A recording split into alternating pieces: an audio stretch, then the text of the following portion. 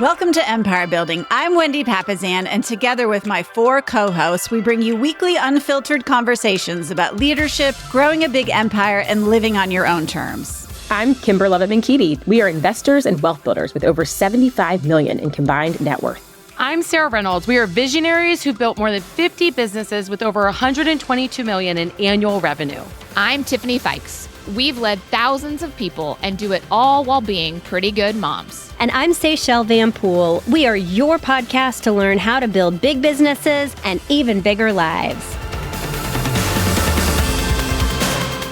Hi, our amazing listeners. It is a new week for all of us, and especially all of our empire builders. So it is going to be fun because today you've got Sarah and Say, which is awesome. We were together last week and someone came up to me and was like, I can't wait to meet Say. And I didn't realize I always say instead of Seychelle. But they were like, whenever you say, I learned from Say, or that was a gold nugget from Say, they were like, I want to meet Say. And so I have the honor today of recording this episode with Seychelle. And so it's the 2 S's with you today. That's right. You know, and it's funny, my nickname for like my besties and like the people that I've known the longest and are the closest, my nickname is Say with them. So whenever you say it, it's like completely a term of endearment for me because it is like, that's what like all the people in my close circle call me. So now all of you all are in our close circle with that too. So true. But it is really special. And today I'm really excited because we are digging into one of my favorite TV shows. Like Nick and I, when we watch TV, which is not as often as we did before children, but when we do, there's kind of 2 camps. It's either like let's watch something really intense that I'm going to be like totally engaged in and be like, whoa, that was amazing cinematography and like crazy.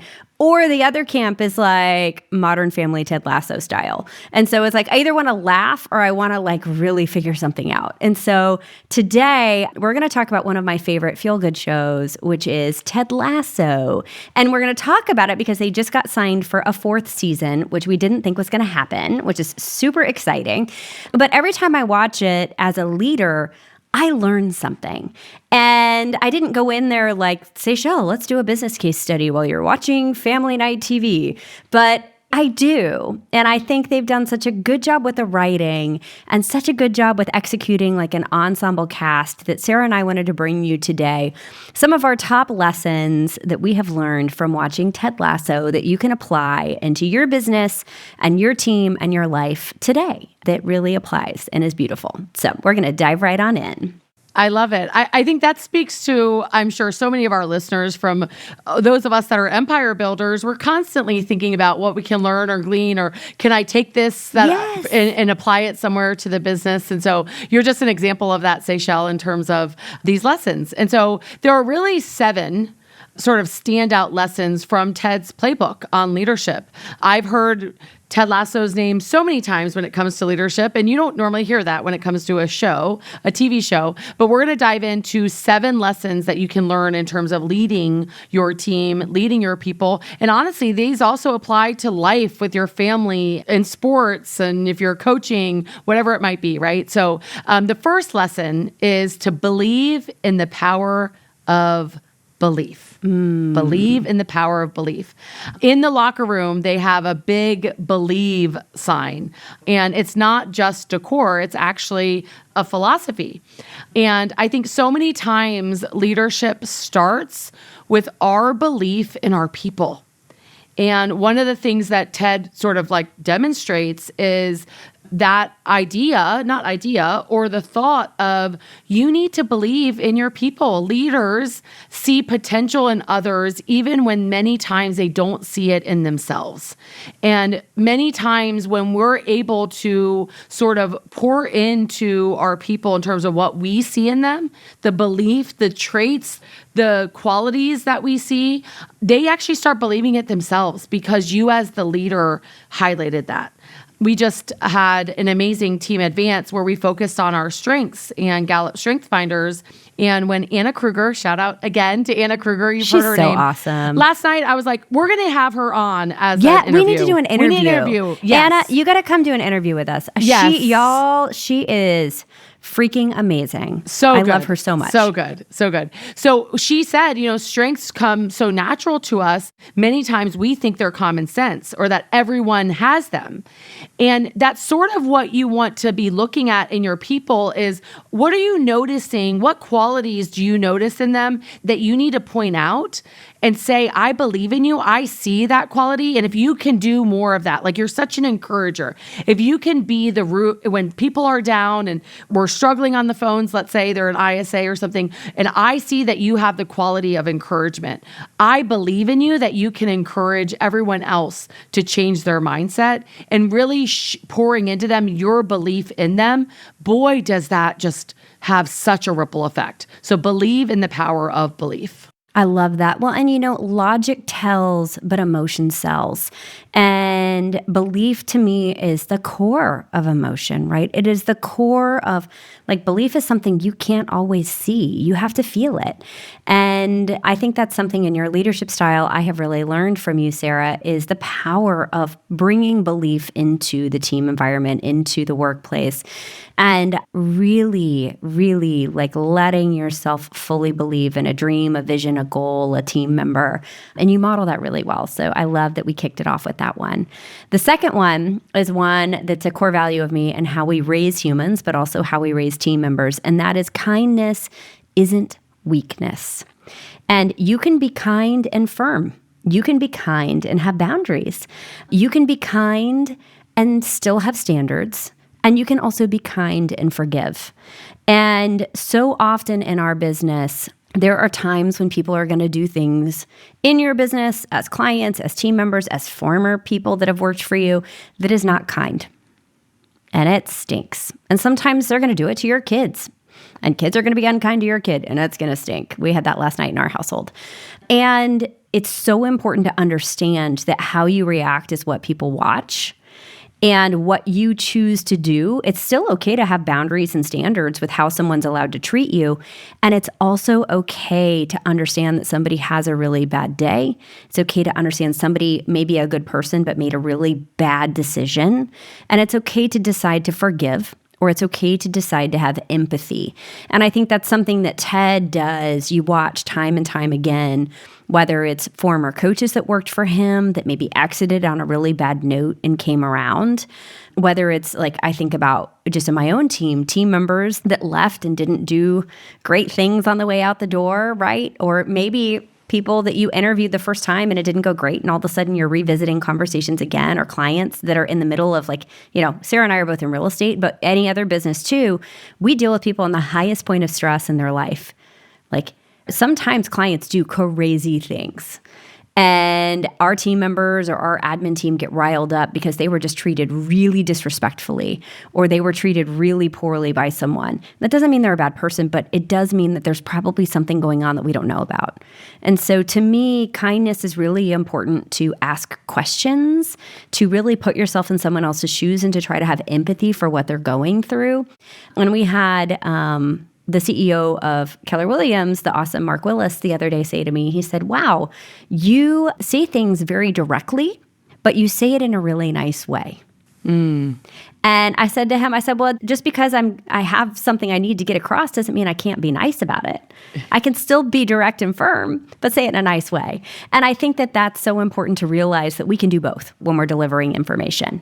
That's so good. I want to really highlight something you said, because I think part of kindness is, as you said, forgiveness. Yeah. And what I found is that when we forgive our team members, and I'm not saying that everything goes and just forgive them and let them. That's right. We're not saying that. Okay. You have boundaries and standards. Yes. But when you do forgive, it actually builds loyalty and trust within the team. I was coaching one of my most key leaders at Empower Home late last night about a pretty difficult situation that she was coaching another leader through, someone that reports to her.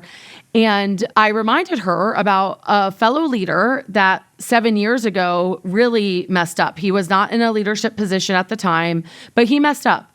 And I was intending to let him go. And I brought him into the office to have that conversation to let go. But before I did that, I wanted to seek first to understand, which is actually going to be our sort of our next point here. But so not to jump ahead, but I asked a lot of questions like, what led you to do this? Because it seems out of character. And when he shared with me what was going on in his life that led to him to make a bad decision, I chose to forgive him. And I remember the people that knew were sort of in shock that I would choose to forgive because it was something not good that he did. But I understood why he did it because of him explaining to me what led to him making the decision.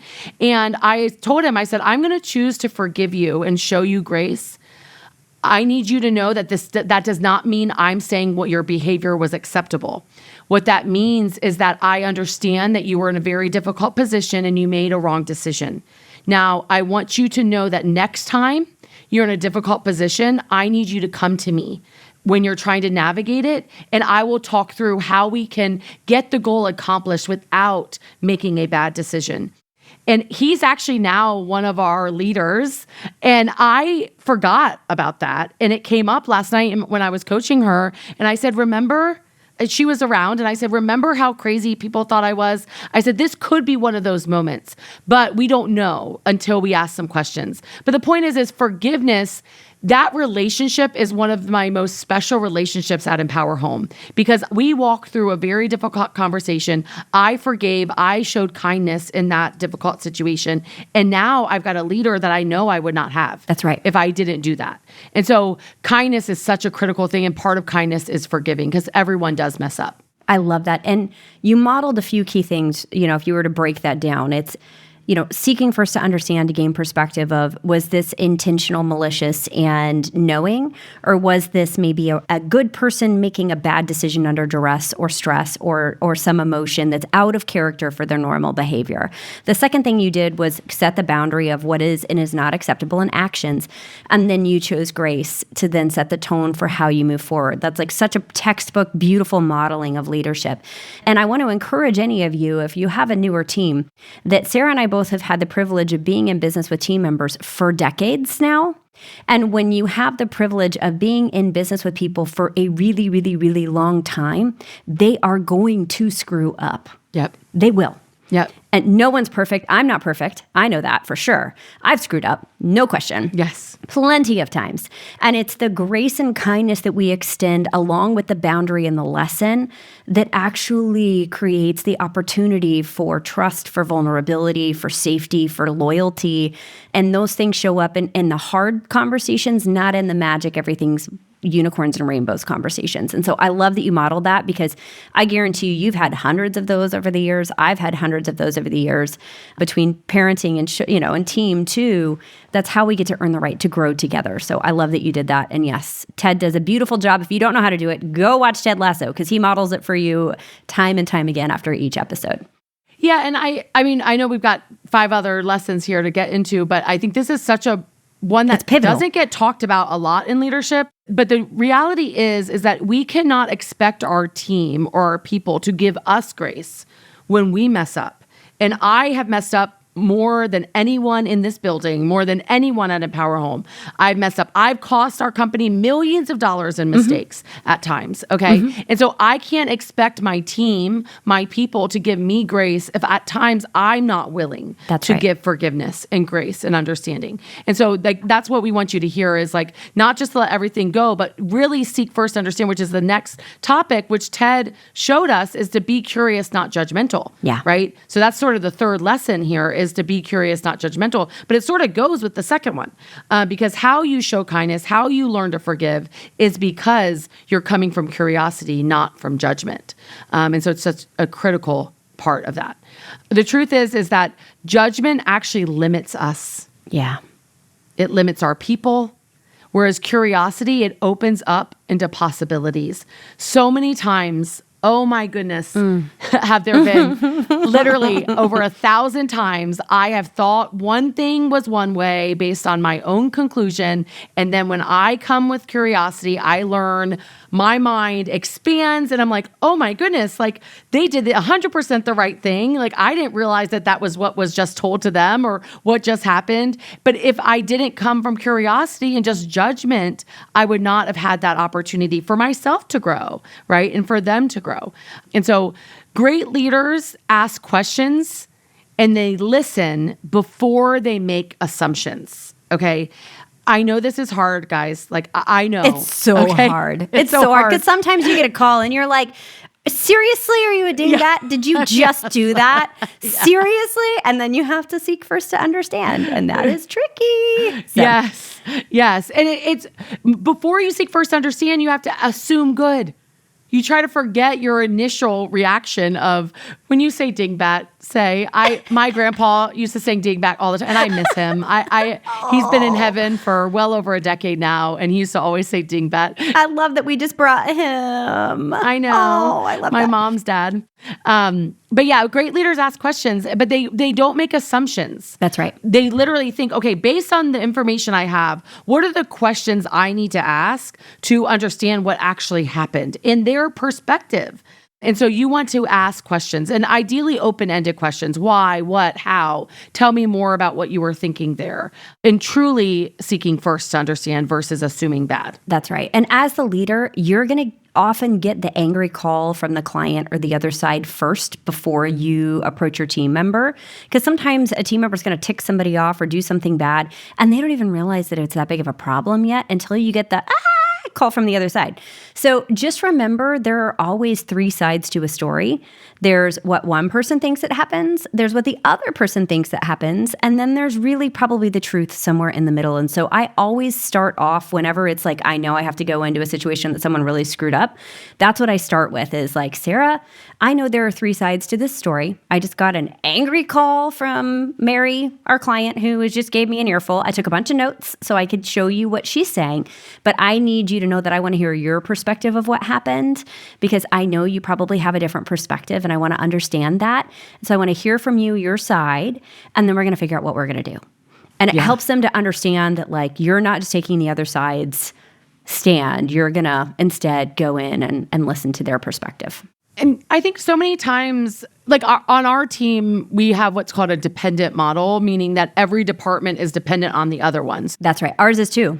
Yeah, 80% of our sales comes from our lead gen pillars in our ISA department. Okay. So what can happen sometimes, like this is such a key part of also team building is what we're talking about. And you can't expect your people to assume good and seek first to understand and come from curiosity versus judgment if you yourself are not demonstrating that to them, right? So like an example of that, like a practical example is like, I'll have an agent be like, the ISA promised them that I was going to bring them an offer. And, like automatically like taking whatever the client or the lead said as fact, right? Not assuming good of their teammate. But instead, they're saying, oh, the client... They set that expectation. Yes, yeah. They set me up for failure, or the ISA, they didn't follow up, like making all these judgments of one another. And then I say, okay, let's pull up the call. Like we can actually listen to it. And then you pull up the call and you find out the ISA did say that. They didn't set that expectation. That client might have remembered from a different conversation with someone had nothing to do with our team. Like they're not waking up thinking about real estate like we are, okay? And so many times, like to build unity with the team, you actually have to lead the behavior you're wanting. And so if you don't want your team to like point fingers at one another, then you better not be pointing fingers at your team members without seeking first to understand. Yeah. And so you want to stay in curiosity, not judgment. Well, then the next one really goes into how you launch into something you don't always know. So if you've seen Ted Lasso, you will know. If you haven't, then you'll find out real quick. Ted moves from the United States to lead a soccer team, or what they call a football team, right, in the UK. And when he moves over, he literally knows nothing about soccer other than that he used to coach football. And so he kind of thought he was going to coach like a football team in the UK. But it's different football, right? It's European football. And so he has to learn very quickly to take the big game of winning the Premier League championship down to like literally how do you score a goal in soccer or football if you're European. And so he had to take it down and really learn to celebrate the small wins because he had a crummy team, like with a bunch of misfits that he had to figure out how to turn into a Premier Championship League team over a period of years. And so he starts celebrating small wins with their practices and with their games. He also starts celebrating and creating small wins in relationships, which I really love. And so Rebecca's the team manager. And he discovers that she loves this little shortbread cookie that he makes. And so every morning he starts bringing her for their meeting a little tiny tin of the shortbread cookies. And she like, it's so funny. It's a cute scene, but when she eats them, she's just like, oh my gosh, these are the best things ever. And he realizes that's a great win for a relationship building. So anytime he comes in for their meeting when she's screaming at him because he's losing terribly in soccer and in all the matches, he brings in little shortbread cookies with him to like create the win and the relationship. And it makes me think about like with our teams, how do we celebrate with a new team member, creating tiny little bitty incremental small wins as they're building up to more predictable income? It also makes me think about when we're in hard seasons, especially what are the wins that you can put that are small mile markers, that are the daily wins, the weekly wins, the monthly wins to help create momentum? Because we know that those small victories fuel momentum and keep teams motivated. And they also really build morale when you can make the small wins in a team collaboration environment that we're going to have the small win together. Now you're creating culture, you're building morale, and those things really build momentum to be able to move the needle forward. And the other thing I loved about this is it really taught Ted to enjoy the journey because he was not the expert coming in. He was not the top dog coming in. And so for him, he had to really learn to enjoy the journey through the small wins, and that's how he got to the big goal instead. And I think it's such a great life lesson for all of us in any part of life, putting that into play. I love this one. I love all of these, okay? But I really love this one. I have been sort of doing a cultural reboot at Empower Home Team in the last now 2 months. And this has been my only thing I've been working on every day is having a result and then recognizing that result. And not just big results. I'm talking about like you have an ISA that picks up the phone for the first time. They get celebrated, that they are now to the point of being able to make calls, right? Or you have that team member that got their first appointment or did their first open house. Or like, what is the result that you're looking for? Are you recognizing all the steps and making sure that they feel seen? Because that actually will lead to more results. Yeah. Okay. If you're recognizing those wins. And so it is such a powerful, powerful leadership lesson is to celebrate every win, small or big, celebrate them. I love that. We had a former leader in our organization in our Slack channel. You can add shout outs on there. And so she put shout outs in our Slack, and that's something we've kept, and it has allowed that collaboration between team member to team member too, and not just leader to team. So that's an easy one you can add if you have Slack for your team. You can add shout outs in there, and that's an easy way to add that too. I love it. I love it. Well, my fifth favorite. I know they're all so good. They're all so good. I know. Yes, this one is this is a big favorite because this is a core value of our podcast. Yes. Vulnerability is strength. At Empower Home, on Ted Lasso, in her best life, best life, at Empire Building, at Vanpool Properties, we define strength as being vulnerable. Okay, it is so important as a leader to show vulnerability because what happens is it actually builds authentic connections within the team. Yeah, when you are vulnerable, it actually gives the entire team permission to also be vulnerable. I remember last month we had what we call our Empower Up. It's when someone qualifies to come to Empower Home headquarters. Mm-hmm. And it's a 2-day sort of like all immersive experience about our system and team. Yeah. And we had a agent that the whole room was sort of like had walls up, it's their first time there. And, like they want to be like, wanted to look good, be right. Yeah. Mm-hmm. And we had a agent bring up that they were struggling with spousal support of them being in real estate. And the minute he said that, the entire room got safe. Because he showed strength. We actually gave him the Strength Award for Empower Up because to us, that was strength. Showing vulnerability is strong. And as a leader, so many times, like, to me, this is like the old school way of leading is like to always look good, always be right, never share when you mess up. The true leadership will admit when they're at fault, will admit when they're going through a hard time, will bring their team along with them versus just like having to always put on this face of that everything is okay, right? Vulnerability is strength. Well, I think the second part of vulnerability, which I would actually argue is the hardest part of it, is then to recognize when you need to ask for help. I have personally struggled as a leader with that part because I have learned through the last several years of just being in it, the vulnerability is powerful and it also gives other people permission to be along on the journey and to come with you and also to feel like they're not alone. But I think the part that I struggled with the most was how do you ask for help? How do you let people in? How do you let people help you? And that was something in the last 5 years I've really had to learn is to say, like, I'm having a hard time right now, or I'm struggling with this and I need help with X, or would you be willing to consult me with X, or who do you know that could help with X? And that second step, I think, is like that, for me at least, has been the evolution of how vulnerability turns into a superpower because you can't stay there. Right? You got to fix it. You got to figure it out. And so I always just thought, well, I'm just going to figure it out by myself. I'll let you know I'm having a hard time, but I'm going to figure it out. And instead, like, I think the power of our circle with Her Best Life and with our adults group has been that it's okay to be safe and vulnerable. And it's also okay to ask for help. And in that, you're giving other people permission to love you and be a part of the solution together. And so that was a huge lesson for me. That's so good. I don't know if any of our listeners have had this happen in their businesses or on their teams where you set someone up with a role, their job, and then a year later you find out they stopped doing something that they were supposed to be doing. Is it just me that this has happened to? Okay. So just you. No.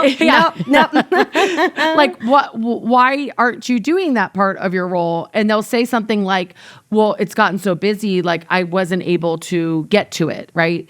And I remember I had this huge aha a few years ago about this because it happened and I was like sort of banging my head against the wall. Like, why does this keep happening? Like, why don't they say something? Like, if they can't do it, why aren't they saying something? And one day it just dawned on me, well, Sarah, are you ever saying anything? Like when you can't get to something, when you need help, are you speaking up? Are you showing them that that's what we do here? Because they're not going to do it if you as the leader are not doing it. And so asking for help, saying that you can't get to something, can someone else jump in? Okay, as the leader, it's actually also giving them permission to do that when that happens in their life, in their job. Okay, it rises and falls on what we do. And so if you're struggling with something on your team, you got to ask yourself, have you been asking for help? Oh, yeah. 100%. Yeah, you're exactly right. And isn't it always so rewarding and challenging when you realize that it really does come back to the tone of the leader? You're like, oh, it's so humbling. Yes. Yep. It's all my fault. Oh, that's me. That's me. So the next one I think really builds off of vulnerability, and it's something that goes into this one, which is number 6 is build a culture, not just a team. You know, a culture of vulnerability is a part of that, right? A culture of seeking first to understand and open communication is a part of that. And so you're the leader. You get to decide what culture you want to build or not.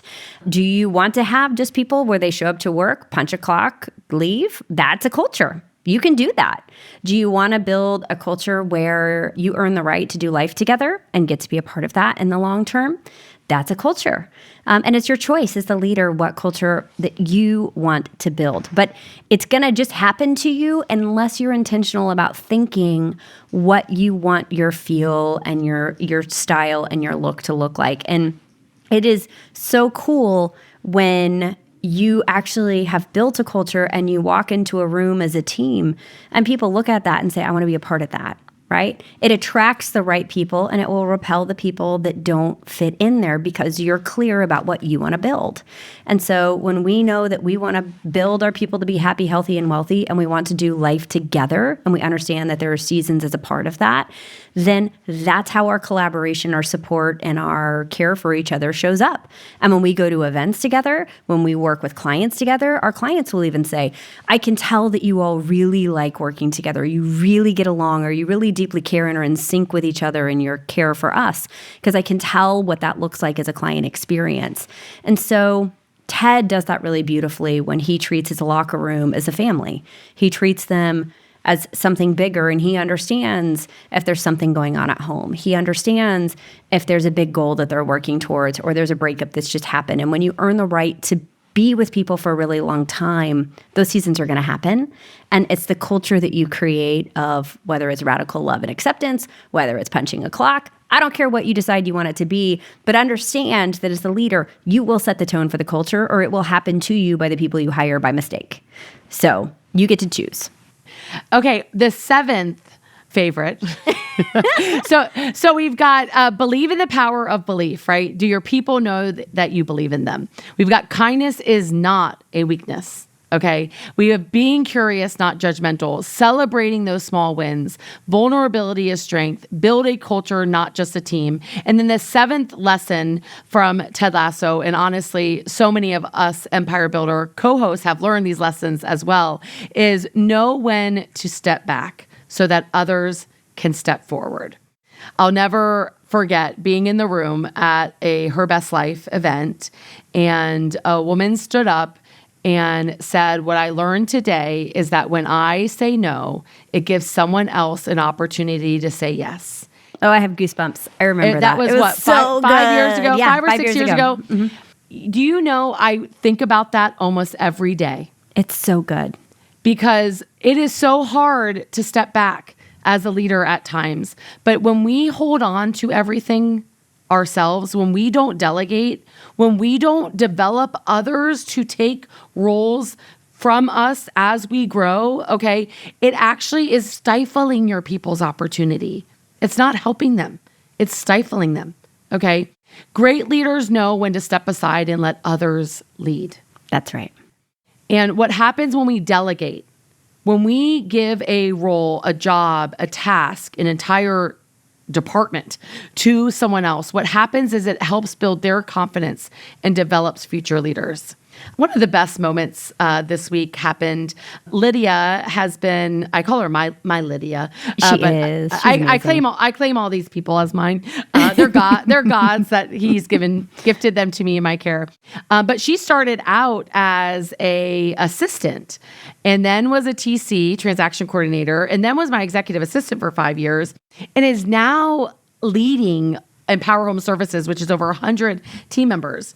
And we had our team advance, and we were going around the table, and we said, the question was, name a time that you felt the most confident in your role. And everyone was naming different times, and we got to Lydia, and she looked at the table and she said, right now. I am, my role right now, my job right now is 100% in my strength zone. I'm so happy. I'm now selfishly, I'm so happy. I got teary-eyed because selfishly, I barely get to see her now. She is, she's leading a whole thing. Yes. On her own, on her own, and I'm leading my thing. And but hearing her say that was so rewarding. If I wasn't willing, and guys, yes, my circle will tell you this has been years of working with me on this. So don't take me saying this as oh, Sarah has everything perfect. No, I've had to work on this. Okay. But if I didn't work on this of knowing when I need to step back, knowing when I need to delegate, knowing when I need to say no to a role so someone can say yes, then I would not see that confident, amazing leader that I see today in her. But it took me being willing to step back and giving an opportunity. And it's hard. It's not easy. It's hard. But great leaders know when that time comes. They're not always 100% ready. My rule is if they're 80% ready, okay? If they're 80% ready, they should get in the role, and you are going to work with developing them to get to as close to 100% as possible. But you've got to know when it's your time to step back. Like when your heart's no longer in it, if it's really taking a toll on your family life and on that big life and things like that, that means you need help. That means you need to delegate. That means you need to increase who's around you to help you. And so great leaders know when to step back so that others can step forward.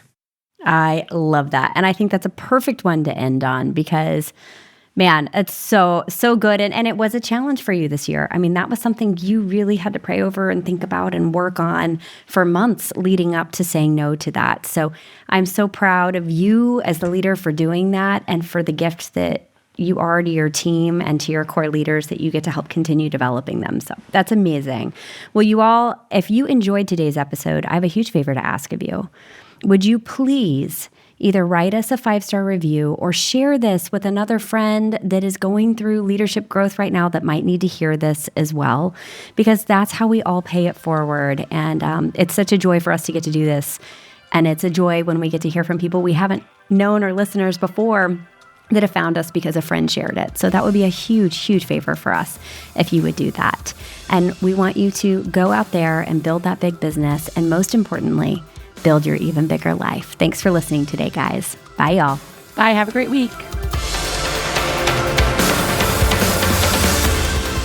This podcast is for general informational purposes only. The views, thoughts, and opinions of the guest represent those of the guest and not KWRI and its affiliates, and should not be construed as financial, economic, legal, tax, or other advice. This podcast is provided without any warranty or guarantee of its accuracy, completeness, timeliness, or results from using the information.